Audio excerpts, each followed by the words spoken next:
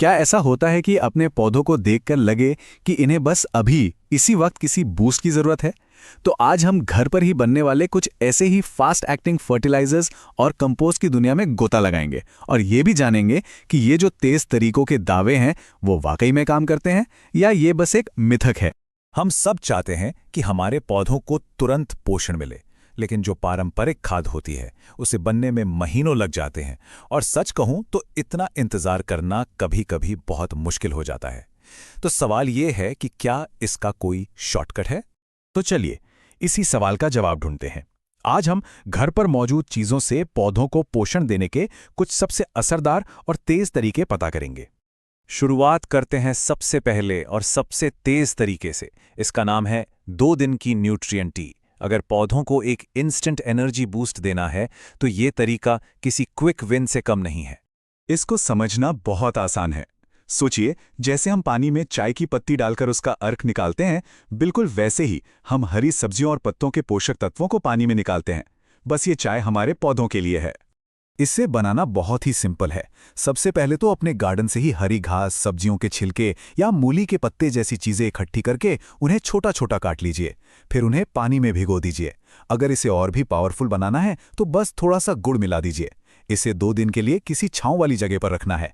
फिर छानकर इस्तेमाल करने से पहले इसमें 3 गुना पानी मिला लेना है। अब बात आती है इसके इस्तेमाल की। इस घोल को सीधा पौधों की मिट्टी में डालना है। याद रहे, पत्तियों पर स्प्रे नहीं करना। इसे हर 15 से 20 दिन में इस्तेमाल कर सकते हैं। ये पौधों को नाइट्रोजन, फास्फोरस और पोटेशियम यानी एनपीके का एक इंस्टेंट बूस्ट देता है।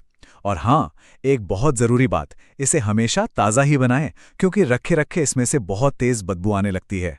ये लिक्विड फीड तो पौधों के लिए एक इंस्टेंट ड्रिंक की तरह है, लेकिन अगर कुछ ऐसा चाहिए जो लंबे समय तक मिट्टी की क्वालिटी को सुधारे तो उसके लिए हमें माइक्रोब्स यानी सूक्ष्म जीवों की ताकत को समझना होगा। तो चलिए अब थोड़ा और गहराई में चलते हैं। अब हम उन तरीकों को देखेंगे जो खास माइक्रोबियल कल्चर का इस्तेमाल करके डीकंपोजिशन की प्रक्रिया को इतना तेज कर देते हैं कि हफ्ते भर में ही पोषक तत्वों से भरपूर खाद तैयार हो सकती है। तो ये माइक्रोबियल स्टार्टर आखिर है क्या? देखिए, ये असल में अच्छे बैक्टीरिया और फंगस का एक पावरफुल मिक्सचर है। इसका काम है किसी भी किचन वेस्ट या जैविक कचरे को तेजी से गलाने की प्रक्रिया को किक स्टार्ट करना। मोटे तौर पर देखें तो 3 पॉपुलर माइक्रोबियल तरीके हैं। पहला है जापानी बोकाशी, जो फर्मेंटेशन प्रोसेस पर काम करता है और 1 से 2 हफ्ते लेता है। दूसरा है वेस्ट डीकंपोजर, जिसमें गाय के गोबर से बने कल्चर का इस्तेमाल होता है और ये करीब 7 दिन में रेडी हो जाता है। और तीसरा है 10 दिन का कंपोस्ट, जो घर पर बने डीकंपोजर से खाद को तेजी से ब्रेक डाउन करता है। चलिए सबसे पहले बोकाशी को समझते हैं। ये एक जापानी तकनीक है और इसकी खास बात यह है कि इसमें जंगल की मिट्टी में मिलने वाले लोकल माइक्रोब्स, जिन्हें इंडिजिनस माइक्रो ऑर्गेनिजम्स कहते हैं, उनका इस्तेमाल होता है। इसका स्टार्टर बनाना अपने आप में एक बहुत दिलचस्प प्रोसेस है। पके हुए चावल को जंगल में किसी पेड़ के नीचे रख दिया जाता है ताकि उस पर नेचुरल फंगस आ जाए। फिर इस फंगस वाले चावल को गुड़ के साथ मिला के माइक्रोब्स को खाना दिया जाता है और आखिर में चावल की भूसी मिलाकर 1 हफ्ते में स्टार्टर तैयार हो जाता है। अब बात करते हैं वेस्ट डीकंपोजर की, और इसकी सबसे कमाल की बात जानते हैं क्या है? इसकी कीमत।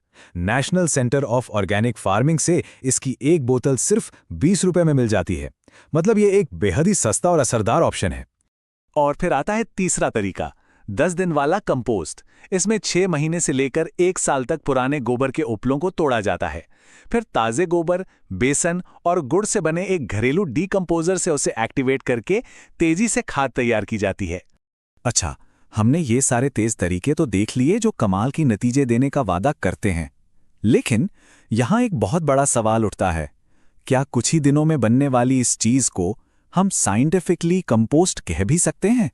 एक संस्था है अर्थ प्रोबायोटिक।